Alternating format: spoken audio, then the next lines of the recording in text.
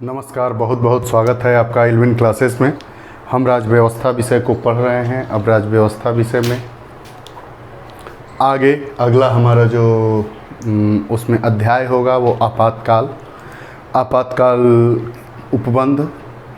इसमें हमारे संविधान में 3 प्रकार के आपातकाल का उपबंध किया गया है। आर्टिकल 352 के तहत आपातकाल, आर्टिकल 356 के तहत आपातकाल और आर्टिकल 360 के तहत आपातकाल की व्यवस्था की गई है। जो हमारा अनुच्छेद 352 है वो राष्ट्रीय आपात की बात करता है। तो इसमें हम पढ़ेंगे कि राष्ट्रीय आपात किन किन परिस्थितियों में लगाया जा सकता है, उस पर कैसे विधिमान होता है। और अनुच्छेद 352 अर्थात राष्ट्रीय आपात और 44वां संविधान संशोधन, इनकी बात करेंगे। उसके बाद फिर अनुच्छेद 356 जिसके तहत हम लोग राष्ट्रपति शासन की बात करते हैं, उसके बारे में बात करेंगे। और राष्ट्रपति शासन और न्यायिक पुनरावलोकन के बीच में क्या संबंध है, वो कैसे इसको प्रभावित करता है, और राष्ट्रपति शासन कैसे न्यायिक पुनरावलोकन को प्रभावित करता है, इस विषय पर एक समीक्षा देखेंगे। उसके बाद अनुच्छेद 360 वित्तीय आपात के बारे में बात करेंगे। जैसा कि हम जानते हैं कि हमारे जो संविधान में है, राष्ट्रपति को 3 प्रकार के आपात उपबंध को लागू करने का अधिकार है।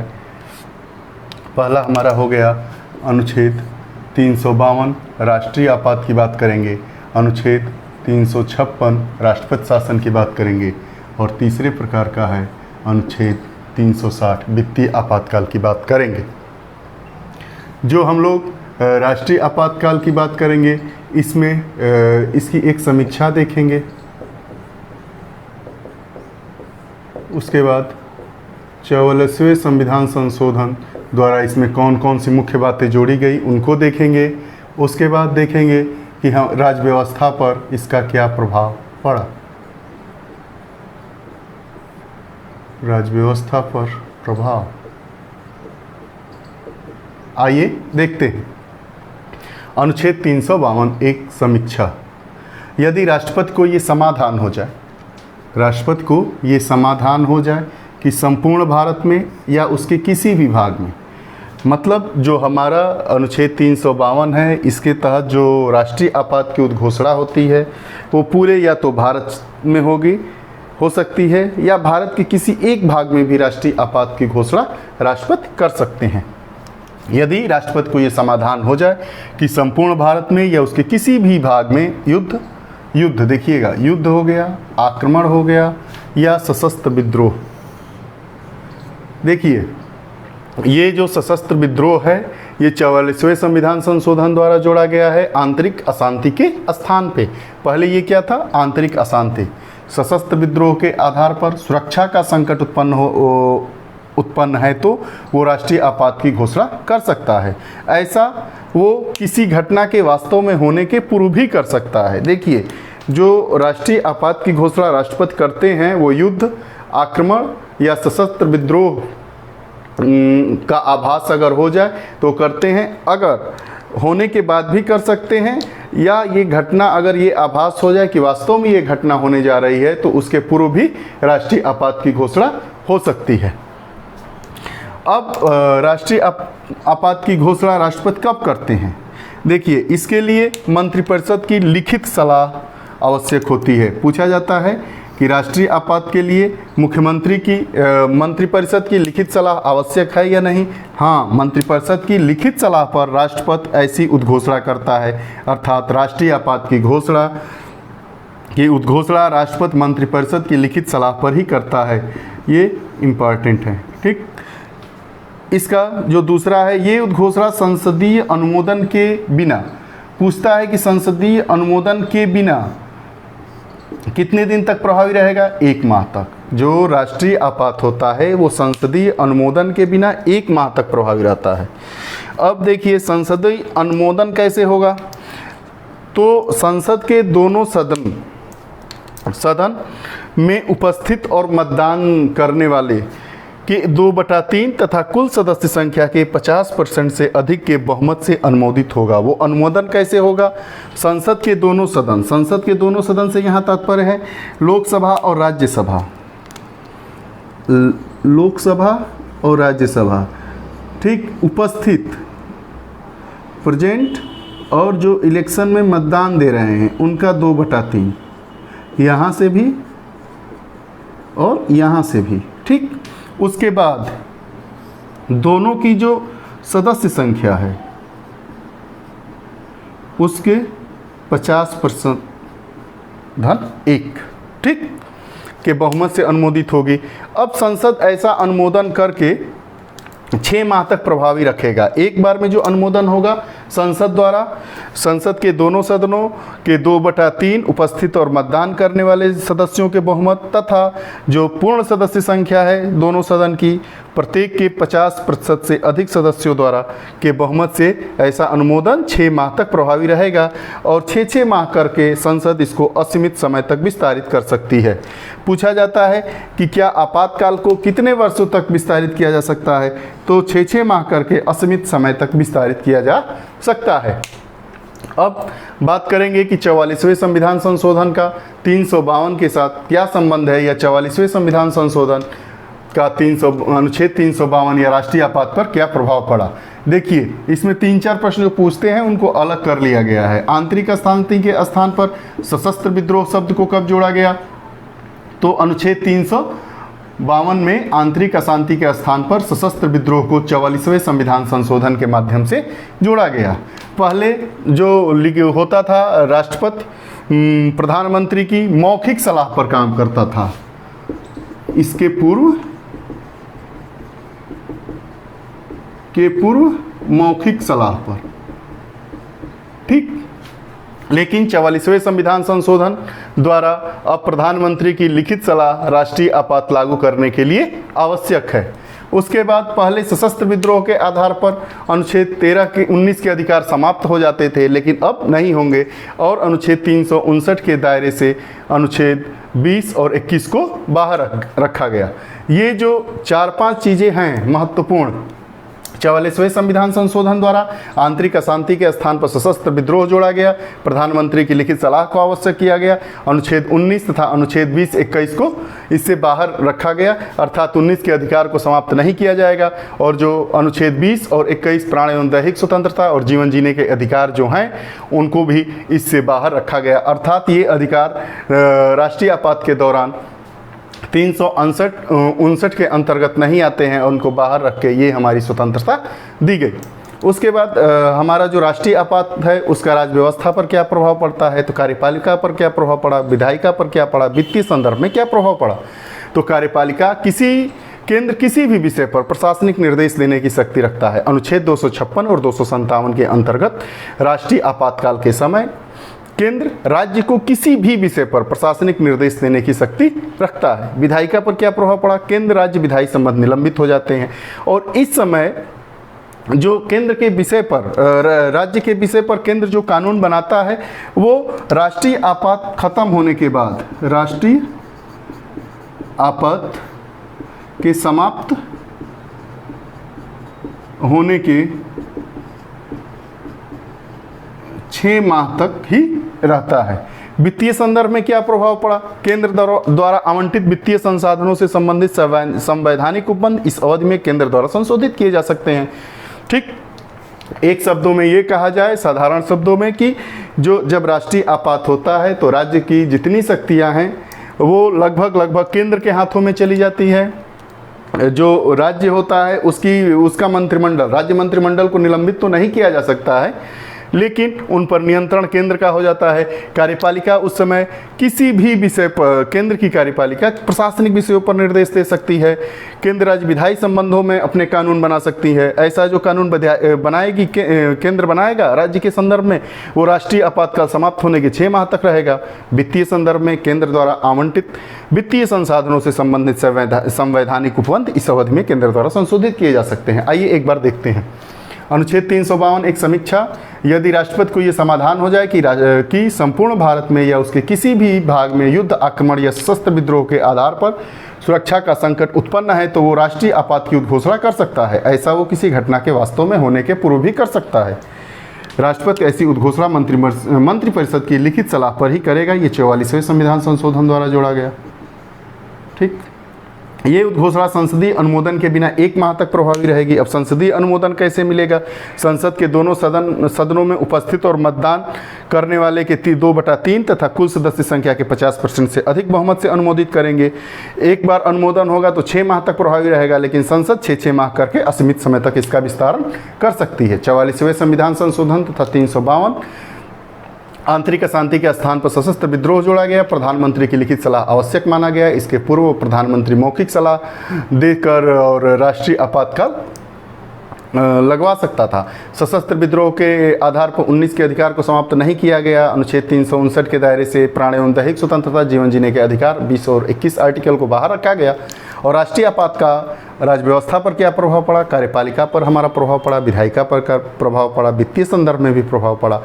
तो कार्यपालिका पर जो अनुच्छेद 256 और 257 के तहत केंद्र किसी भी विषय पर प्रशासनिक निर्देश देने की शक्ति रखता है। विधायिका पर क्या पड़ा? केंद्र राज्य विधायी संबंध निलंबित हो जाते हैं। केंद्र जो कानून बनाएगा इस समय, तो राष्ट्रीय आपातकाल के समाप्त होने के 6 माह तक वो स्वतः ही केंद्र द्वारा बनाया गया विधायी कानून खत्म हो जाता है, समाप्त हो जाता है। और वित्तीय संदर्भ में हम बात करेंगे तो केंद्र द्वारा आवंटित वित्तीय संसाधनों से संबंधित संवैधानिक उपबंध इस अवधि में केंद्र द्वारा संशोधित किए जा सकते हैं। आइए अब पढ़ेंगे हम लोग राष्ट्रपति शासन और न्यायिक पुनर्वलोकन के संदर्भ में इसकी समीक्षा करेंगे। उसके बाद वित्तीय आपात की बात करेंगे। आपात है जिसको अनुच्छेद 356 में व्याख्या की गई है, राष्ट्रपति शासन। ठीक है, आइए देखते हैं। देखिए, इस अनुच्छेद में राष्ट्रपति को किसी राज्य के राज्यपाल से प्रतिवेदन मिलने से, या यदि ये समाधान हो जाए कि उस राज्य में संवैधानिक मान्यताओं के रूप में शासन नहीं हो सकता है, तो राष्ट्रपति शासन लागू हो सकता है। ठीक, इसके अलावा इस अनुच्छेद 356 को अनुच्छेद 355 और 365 के साथ मिलाकर देखा जाता है। अनुच्छेद 355 कहता है कि केंद्र सरकार का ये कर्तव्य है कि वो ये सुनिश्चित करे कि प्रत्येक राज्य में जो शासन का संचालन हो रहा है वो संविधान के प्रावधानों के अनुरूप हो रहा है। अनुच्छेद 355 क्या कहता है कि केंद्र सरकार का यह कर्तव्य है कि प्रत्येक राज्यों में वह सुनिश्चित करे कि प्रत्येक राज्यों में जो शासन का संचालन हो रहा है वो विधिक संवैधानिक प्रक्रियाओं के अनुरूप हो रहा है। अगर ऐसा नहीं है तो आपका राष्ट्रपति शासन लगाया जा सकता है। उसके बाद एक दूसरा अनुच्छेद 365 जिसको भी 356 के साथ जोड़ा जाता है। 365 ये कहता है यदि राज्य केंद्र के निर्देशों का पालन नहीं करता है, यदि राज्य केंद्र के निर्देशों का पालन नहीं करता है अर्थात उसके निर्देशों की अवहेलना करता है, तो केंद्र प्रशासनिक निर्देश का अधिकार रखता है। अगर दोनों स्थितियाँ सही हो, अनुच्छेद 355 और 356, तो 355 और 365, तो राज्य में 356 ही एक अंतिम विकल्प बचता है जो राष्ट्रपति शासन के लिए आवश्यक होता है। राष्ट्रपति शासन के दौरान 3 महत्वपूर्ण प्रावधान उभरते हैं। कौन कौन से उभरते हैं भाई? एक कि राष्ट्रपति राज्य सरकार और उस राज्य के राज्यपाल की समस्त कार्यपालिका शक्ति अपने हाथ में ले लेता है।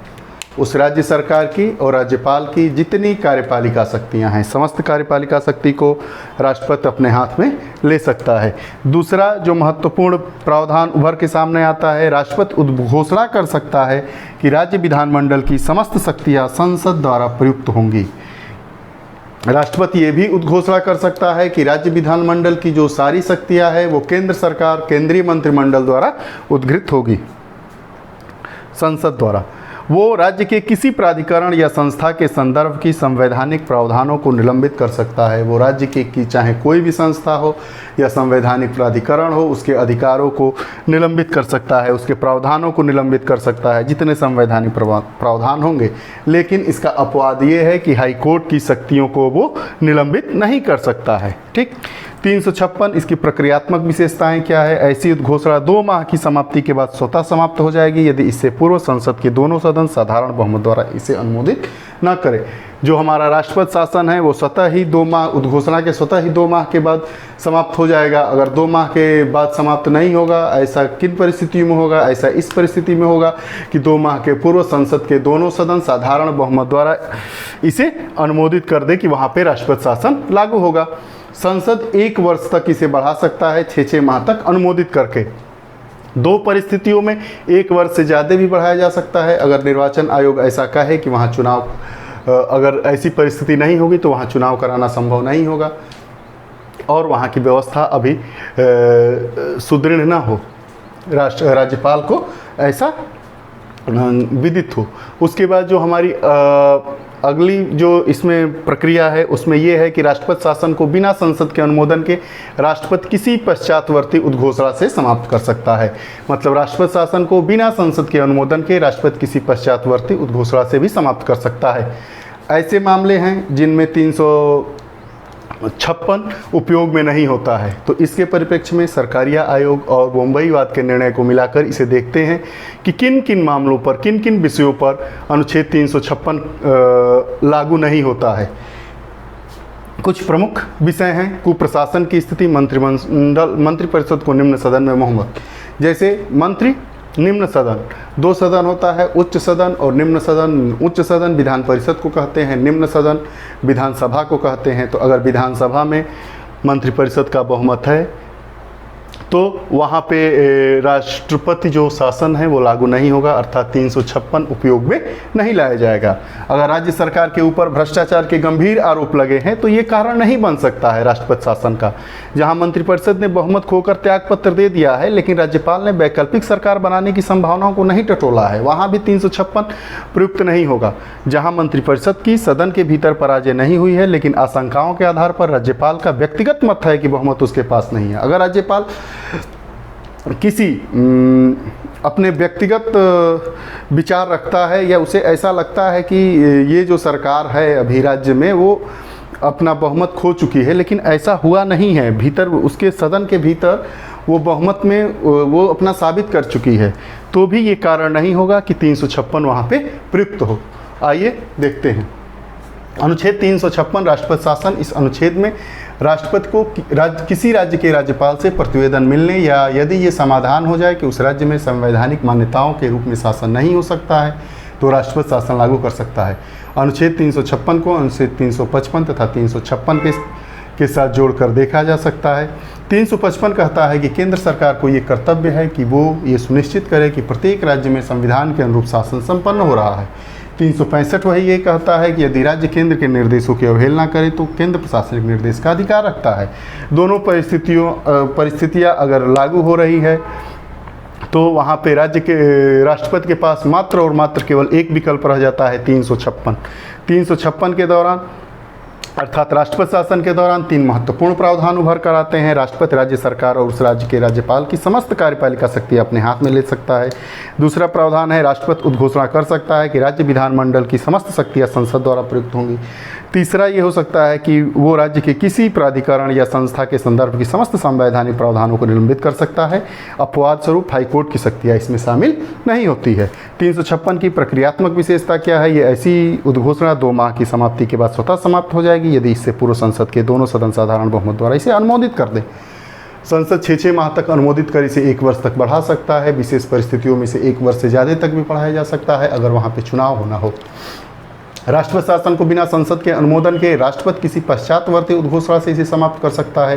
कहाँ कहाँ 356 का उपयोग नहीं होगा इसके बारे में पढ़े सरकारिया आयोग और मुंबई वाद निर्णय को मिलाकर इसे देखा जाएगा कि जहाँ मंत्रिपरिषद को निम्न सदन में बहुमत हो, राज्य सरकार के ऊपर भ्रष्टाचार के आरोप लगे हों, जहाँ मंत्रिपरिषद ने बहुमत खोकर त्यागपत्र दे दिया हो, राज्यपाल ने वैकल्पिक सरकार बनाने की संभावनाओं को नहीं टटोला हो, जहाँ मंत्रिपरिषद की सदन के भीतर पराजय नहीं हुई है, आशंकाओं के आधार पर राज्यपाल का व्यक्तिगत मत है कि बहुमत उसके पास नहीं है। अब आइए इसका 356 और न्यायिक पुनर्वलोकन देखेंगे, उसके बाद अनुच्छेद 360 की बात करेंगे। वित्तीय आपात उनका न्यायिक पुनर्वलोकन के साथ क्या संबंध है, उसके बाद वित्तीय आपात को पढ़ेंगे। वित्तीय आपात अनुच्छेद 360 में है, इसको अभी तक भारत में लागू नहीं किया गया है।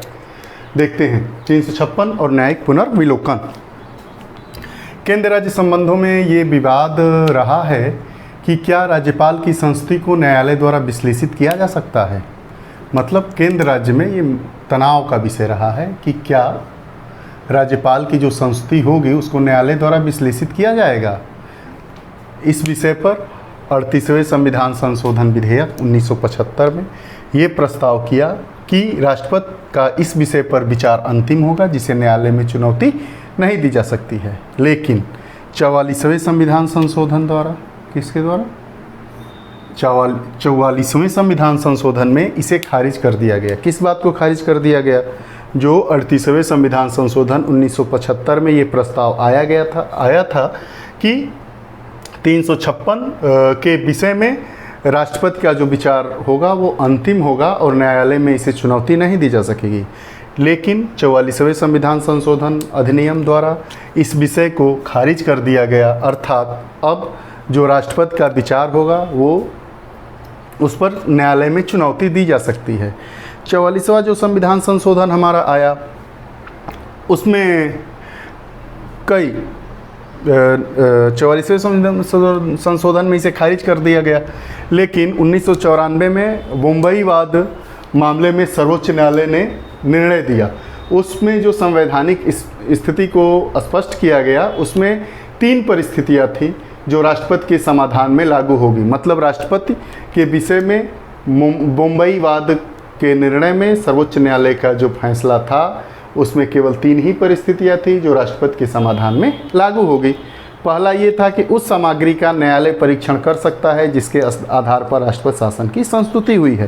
कि मतलब राष्ट्रपति शासन लागू करने का आधार क्या है, इसको न्यायालय उसका परीक्षण कर सकता है, जांच कर सकता है। जैसा कि इसमें अभी हम पढ़े कि अनुच्छेद 356 लागू करने के कौन कौन से आधार हैं। अनुच्छेद 356 में को अनुच्छेद 355 और 365 के साथ जोड़कर देखा जा सकता है। 355 ये कहता है कि आपका कि केंद्र में राज्य में जो व्यवस्था है वो संवैधानिक प्रावधानों के अनुसार चल सक रही है कि नहीं।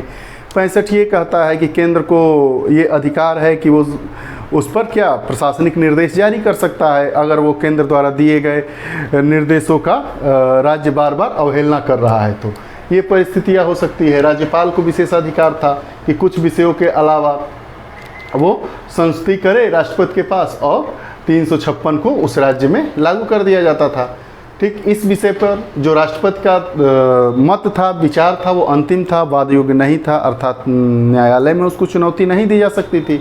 न्यायालय में चुनौती नहीं दी जा सकती थी राष्ट्रपति के इस विषय के विचार को, तो उसको 44वें संविधान संशोधन द्वारा खारिज कर दिया गया, बात खत्म हो गई। लेकिन 1994 में जो बम्बई वाद मामले में सुप्रीम कोर्ट का निर्णय आया, उसमें ढेर सारे प्रावधान दिए गए।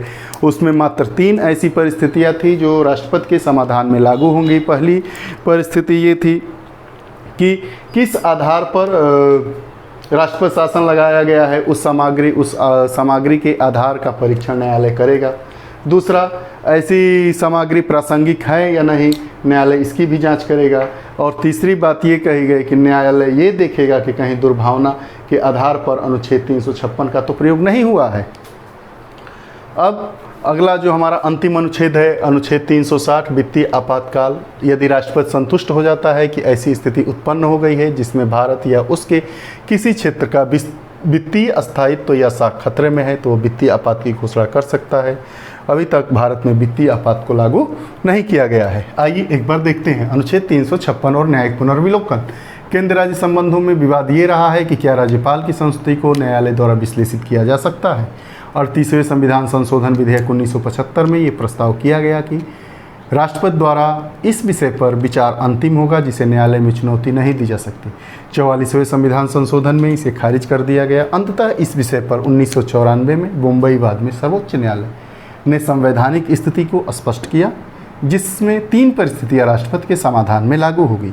पहली परिस्थिति, दूसरी परिस्थिति, तीसरी परिस्थिति। पहली परिस्थिति क्या है? उस सामग्री का न्यायालय परीक्षण कर सकता है जिसके आधार पर राष्ट्रपति शासन की संस्तुति हुई है। ऐसी सामग्री प्रासंगिक है या नहीं, न्यायालय इसकी जांच करेगा। तीसरा, न्यायालय ये देखेगा कि कहीं दुर्भावना के आधार पर अनुच्छेद 356 का तो प्रयोग नहीं हुआ है। हम लोग अनुच्छेद 352 के बारे में विस्तृत बात किए, उसकी समीक्षात्मक व्याख्या को देखे। 44वें संविधान संशोधन और 352 का जो हमारा आपातकाल है उसके उपबंधों को देखें कि क्या क्या बदलाव हुए हैं, पहले में क्या था, पूर्व में क्या था। उसके बाद अनुच्छेद 356 की बात की, 356 को न्यायिक पुनर्विलोकन के साथ जोड़कर देखे। 356 की क्या प्रक्रियात्मक विशेषताएं हैं उसको देखें। अब अनुच्छेद 360 वित्तीय आपात उपबंध की बात करेंगे। वित्तीय आपात उपबंध को अगर राष्ट्रपति ऐसा संतुष्ट हो जाता है कि देश में या उसके किसी एक क्षेत्र में उसकी वित्तीय साख प्रभावित हो रही है या उसके अस्थायित्व को खतरा है तो वित्तीय आपात की घोषणा कर सकता है। लेकिन भारत में अभी तक ऐसी कोई परिस्थिति नहीं आई है, अर्थात भारत में अभी तक 360 अनुच्छेद अर्थात वित्तीय आपातकाल को अभी लागू नहीं किया गया है। आप हमारी वीडियोस को लगातार देख रहे हैं, इसे ज़्यादा से ज़्यादा लोगों तक शेयर करें। और ये जो हमारे कक्षा का जो विषय हो रहा है उसको मेंस की मुख्य परीक्षा को भी दृष्टिगत रखते हुए एक उसको कुछ शब्दों में इसे ढालकर दिया जा रहा है। आप लोग ऐसा बहुत कम ही जगहों में ऐसी कक्षा को आप पा सकते हैं। आपातकाल के संदर्भ में या जो भी कक्षाएं हो रही है उसमें एक नया कॉन्सेप्ट आया है जो कि ज़्यादा लाभकारी नहीं है। वो केवल कुछ ही समय तक अपने दिमाग में अपने विषय को अस्थायित्व प्रदान कर सकता है। वन लाइनर वाला कॉन्सेप्ट उन कॉन्सेप्ट को भी लेंगे लेकिन जहां आवश्यक होगा। लेकिन आगे की कक्षाओं में या जैसे हम राज्य व्यवस्था पढ़े, पर्यावरण की कक्षाओं को पढ़े या समसामयिक मुद्दों पर बात करते हैं या जो आगामी परीक्षाएं आने वाली होती हैं या कुछ दिन बाद होने वाली होती है उनके विषय पर जो विषयगत दृष्टिकोण अपनाकर जो वीडियोस कक्षाएं आप लोगों को निःशुल्क उपलब्ध कराई जाती है उसको आप लोग ध्यान से देखें। उसमें विस्तृतता को ध्यान में रख के समग्रता को अपनाया जा रहा है। आप हमारी वीडियोस को ज़्यादा से ज़्यादा लोगों तक पहुंचावें, सब्सक्राइब करवाएं और अपने कमेंट हमें कमेंट बॉक्स में लिखकर भेजें। इल्विन क्लासेस के यूट्यूब चैनल में आप जाएंगे तो उसके प्लेलिस्ट में आपको हर विषय की अलग अलग कक्षाएं एक साथ दिखेंगी, आप उसको एक साथ बैठकर देख सकते हैं। आप हमारी एक और निवेदन है आप लोगों से, आप हमारे जो भी कक्षा है उस कक्षा को, हर विषय की कक्षा को आप शुरू से देखें, तभी आप उसको और बेहतर तरीके से पढ़ सकते हैं। लेकिन ऐसा नहीं है, कब आप इसका ऐसा फ्रेम किया गया है कि आप अगर किसी एक टॉपिक को भी समझना चाहते हैं जो पढ़ाया गया है या आगे में सभी जितने भी विषय हैं, टॉपिक्स हैं, उनको सबको कंप्लीट कराया जाएगा बहुत जल्दी ही। तो उनको देखकर आप अपनी समझ बना सकते हैं। आप लोग हमारे साथ बने रहें, इसके लिए बहुत बहुत धन्यवाद। नमस्कार।